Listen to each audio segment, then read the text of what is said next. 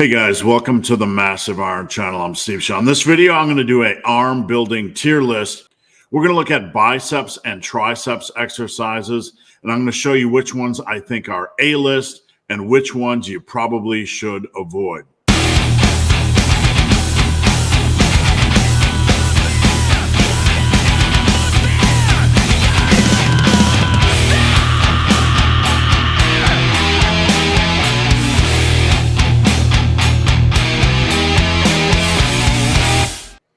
Before I get into this topic, if you guys have any questions or comments, drop them down below. The best topic ideas I turn into videos just like this, and if you need coaching, I'd love to work with you. All right, let's dive in.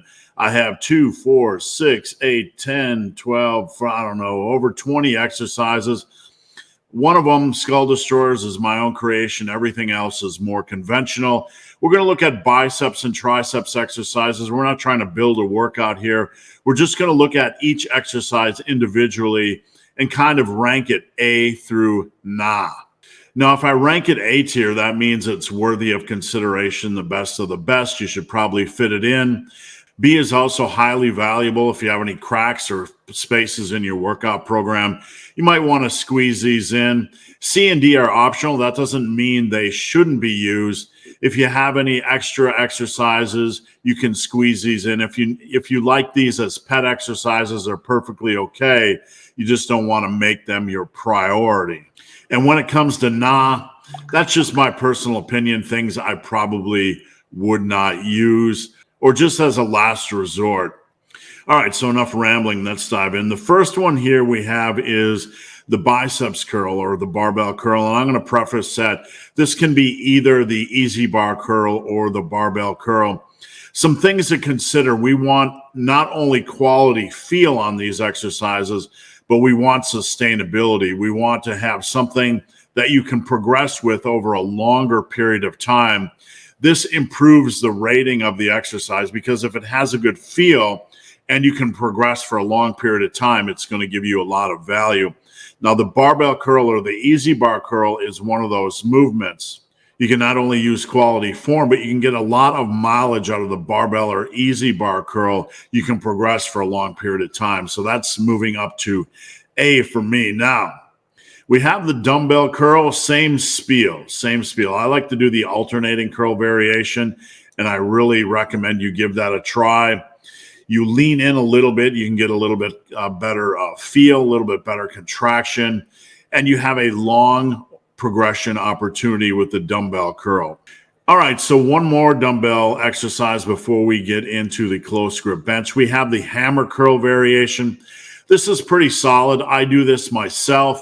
I don't consider it an A tier. I mean, when you have dumbbell curl variations, the dumbbell curl and the incline curl are solid variations. This is going to kind of be second tier to me. Doesn't mean it's a bad exercise.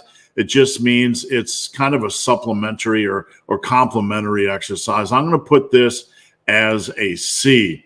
All right, we have the close grip bench. Hey, easily my favorite. I don't bring the close grip bench all the way to my chest. I leave it a few inches above my chest. Why do I do this? Because I want to get a little more focus on the lockout or the triceps and a little less focus on pressing off the chest or involving the chest or the front delts. So consider using this tip when you're doing your close grip bench. You'll get a little bit more triceps focus. All right, cable triceps extensions. Really good exercise. I'm going to put that in B list. I love doing these. I just feel like I get a lot of value out of them, and they have a wide progression opportunity. They're very flexible in how you can use them. You can do run the rack, run the stack. You can do a rope extension, etc. So the cable tricep extension, I think, is a quality movement that goes to B tier for me. All right, now next up on the list is the JM press, and this is kind of a ganky image. I've been doing this a lot this year, and it has a big progression opportunity. I think the JM press is going to sneak up here in the A tier. You basically press the weight down towards your neck. The goal isn't depth. We're not arbitrarily trying to move the weight as close to our neck or our Adam's apple as we can, but we want to keep the elbows natural, lower that weight down, and then press it back up. Big progression opportunity on this lift. I think it's an underrated movement. I've been advocating it again a lot this year. All right, here we have the cable curl. Now, the cable curl is a good exercise.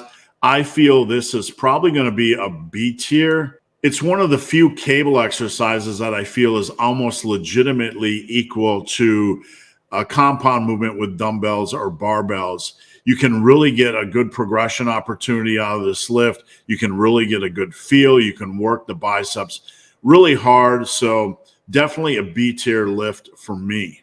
All right, moving on to skull destroyers. I'm going to drop that in B.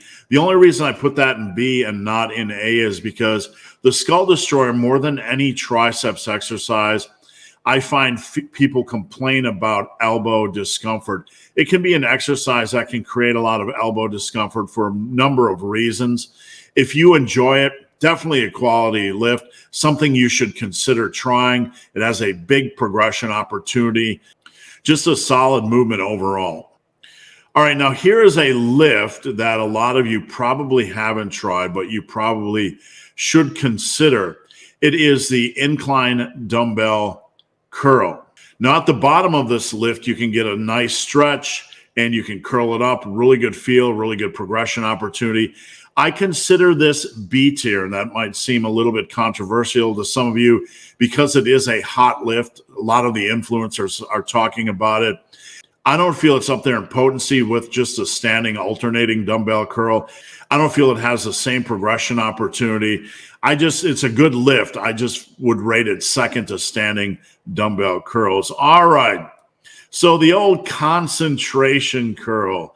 I've done this over the years. There's not a lot of progression opportunity. Yeah, it's a feel exercise. You can get a feel out of it.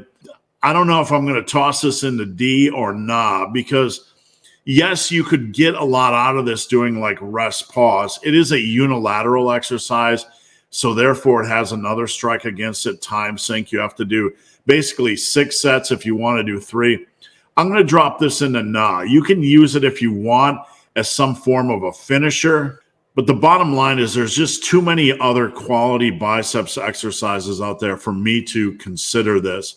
If I want a finisher, I can do a finisher on basically anything. It's really easy to get a good feel on biceps exercises, so that's not exclusive to the concentration curl. And because it's unilateral and because there's not a big progression opportunity with this lift, I'm going to drop it in nah, I'll pass. Now, the bench dip. I've done a few of these over the years.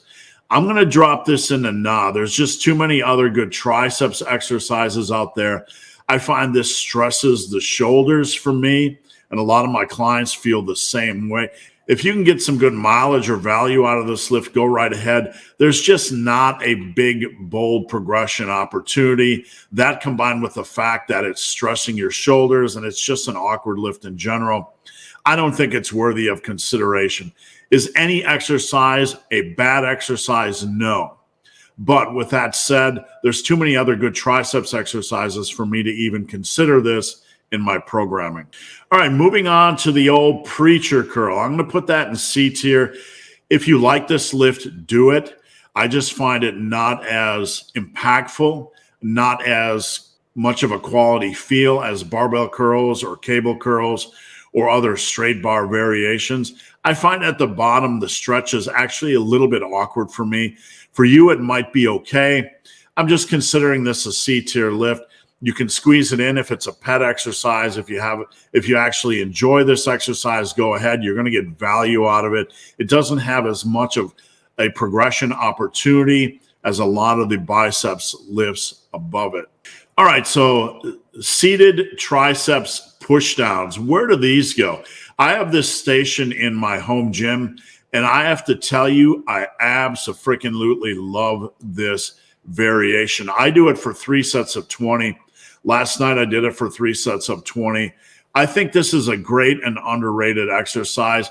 I think you can get a lot of tricep stress out of this. There is a big, broad progression opportunity, something you should try if you have the opportunity in your commercial gym. Now, with that said, there are some bad machine variations of this, some variations, some machines that don't feel really good. So you might find in your commercial gym that the feel of your specific machine isn't that great. If it isn't, just set this exercise aside. All right, 8 more exercises. We have the drag curl. The drag curl I've used a lot in the last couple of years for my clients. It's an interesting exercise. It can give good value. It's something that you can use if you like. There is a decent progression opportunity. There is a decent biceps feel, but it is not an A or B tier exercise. All right, now we have the seated dumbbell overhead press. This is an exercise that works really well when you have really good mobility or you're not a bigger guy. For bigger guys, sometimes getting the dumbbell behind your head can be a problem. Now, I'm going to drop this in the C tier. It's a decent exercise. If it works for you, go right ahead. It can be a pain to try to get the dumbbell into position, but that's a minor, trivial thing. Just get a good squeeze, get a good stretch at the bottom. Really feel the triceps when you're pressing it up. Try to drive the elbows together when you're pressing it up. If you focus on driving the elbows together, you incorporate a little bit more of the triceps feel, a little bit more tricep stress. All right, the dumbbell kickback. I used to laugh at this exercise, but I actually do it occasionally now. I feel it's a good finisher. It's a D tier list exercise. If you want to squeeze in a 5th or 6th tricep exercise in the week, you're doing like a junk day or an arms day and you do some arms work on with chest or shoulders or upper or full body or whatever. And you want to squeeze in one extra exercise or one extra finisher. I find a decent triceps feel on this exercise. It doesn't have a big progression opportunity, and for that reason, it's a D tier list. In the past, I probably would have listed this as nah, but I do get some value out of it as a finisher when I do it. All right, so this next exercise is growing in popularity. A couple of my clients use it. It is the Bayesian curl. Basically, you are doing a cable curl, but you start with your arm or the cable behind your body. This is a pretty good exercise. I'm going to list it as a B tier exercise. Really good feel. I don't believe it has an amazing progression opportunity. That's going to depend on the cable system you're working with. Some have better leverage feels and some have worse leverage feels. But it's certainly an exercise you should try along with the seated incline dumbbell curl. All right, so we have 4 exercises left. Here we have the machine curl. I'm going to put this as a C. Basically, just like the Bayesian curl, depending on the feel of the machine at your gym, some of these are going to give great value and some of these poor value. It's not going to have the greatest progression opportunity.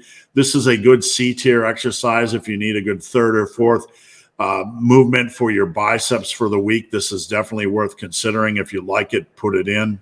And moving on, we have the overhead triceps extension. Just like the machine curl, this is a quality exercise. You have a reasonable progression opportunity. I don't feel you have as strong of a progression opportunity as you do with just the standing triceps extension. So therefore, I'm going to put this as C tier. Use it if you like it, but it's not a main priority. Now, pinwheel curl. You have a big progression opportunity with the pinwheel curl, but I feel there is a trade-off. I can get an okay biceps feel on this, a pretty decent biceps contraction, but it's not as strong as other biceps exercises. So certainly do this if you enjoy it. I progressed up to 70 pounds in this exercise, so a big progression opportunity, but it should be something that is secondary in your biceps training. Now, finally, an exercise I created called Skull Destroyers. This is something that gives an absolute amazing pump and some really good triceps destruction. Basically, you do 2 or 3 reps of a skull crusher, and then you bring it to your chest and do 2 to 3 reps of a close grip bench press. Now, the close grip bench press obviously isn't going to be as challenging to the body as the skull crusher aspect of this movement, but it is going to add some fatigue along the way, and it's going to contribute to an amazing triceps pump, and you're really going to smash the living crap out of your triceps. We aim for 30 total reps on this, and for most of my clients, I have them do 2 sets. So there you have it, guys. Let me know what you think. Which exercises did I get right? Which exercises did I get wrong? And which exercises should be on this list? So guys, hope this video has been of some help. If you have any questions or comments, drop them down below. If you made it this far in this video and have yet to subscribe to my channel, please do. I'd appreciate the support. So guys, as always, thanks for watching. Have a great day.